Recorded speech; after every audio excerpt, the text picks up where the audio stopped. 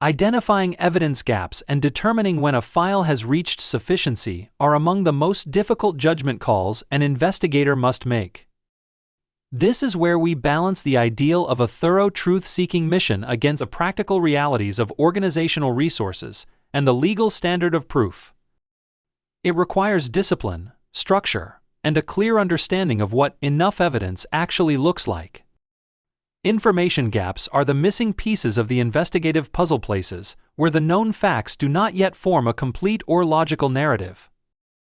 One of the most effective ways to spot these gaps is through a sequence of events timeline.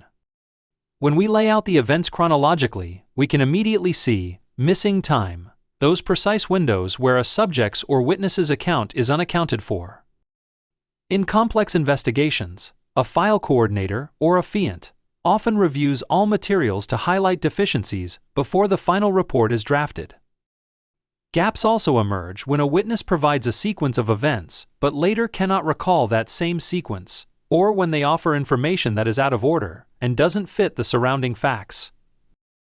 These inconsistencies may indicate intentional omission or what we call surgery on a statement.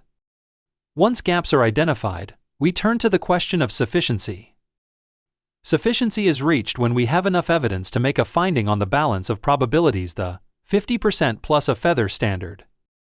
Investigators must remember that they do not need a smoking gun like video or photographs. Evidence can be thought of as grains of sand on a scale. Even several small grains of circumstantial evidence can be enough to tip the balance. Sufficiency is often met when a statement is corroborated by an independent witness or a hard digital artifact such as an email or badge log. In cases with many potential witnesses, such as a meeting with 12 people, interviewing a representative sample of 2 or 3 may be sufficient if their accounts are consistent and corroborative. We do not need to interview every possible witness to reach a reasonable conclusion. Even when sufficiency seems close, the investigator must remain sensitive to new developments that suggest the initial fact-finding was incomplete. If a respondent offers a reasonable alibi or identifies a specific piece of verifiable information that could exonerate them, we have a duty to investigate further. Ignoring such information can undermine the credibility of the entire investigation. Additional investigation is also warranted when early findings suggest that the reported incident is only the tip of the iceberg, for example, when a single theft reveals evidence of a larger embezzlement scheme, and when respondents raise new facts for the first time during an interview. It may be necessary to circle back and re-interview earlier witnesses to clarify conflicting information. At the same time, investigators must apply the principle of diminishing investigative returns.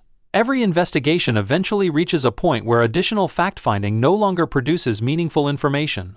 To be efficient, investigators should concentrate resources on high-risk cases and avoid spending excessive time on minor matters once the basic facts are established.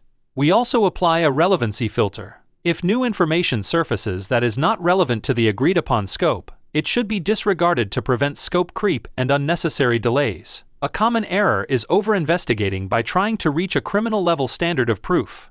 Workplace investigations require a good faith, reasonable conclusion, not proof beyond a reasonable doubt. Finally, investigators must learn to manage residual uncertainty. We work in a world where not every case will result in a perfectly clear resolution. Sometimes the evidence remains deadlocked. In those situations, an inconclusive finding is appropriate. It signals that, while a finding of founded or unfounded was pursued, the evidence simply did not meet the standard of proof. A professional investigator should not be afraid to admit that they cannot determine what truly happened, but this should only occur after all credibility factors have been tested. When uncertainty remains, it is essential to document the unresolved conflict and the specific reasons for the deadlock. This documentation becomes a marker that can be referenced if similar allegations arise in the future, potentially revealing a pattern of behavior. Findings should be articulated using subjective probabilities, explaining what is more likely than not while acknowledging the limits of predictability and the presence of residual doubt. In the end, determining evidence gaps and sufficiency is a disciplined balancing act. It requires judgment, structure, and a commitment to fairness. When investigators apply these principles consistently, their findings become defensible, transparent, and aligned with the true purpose.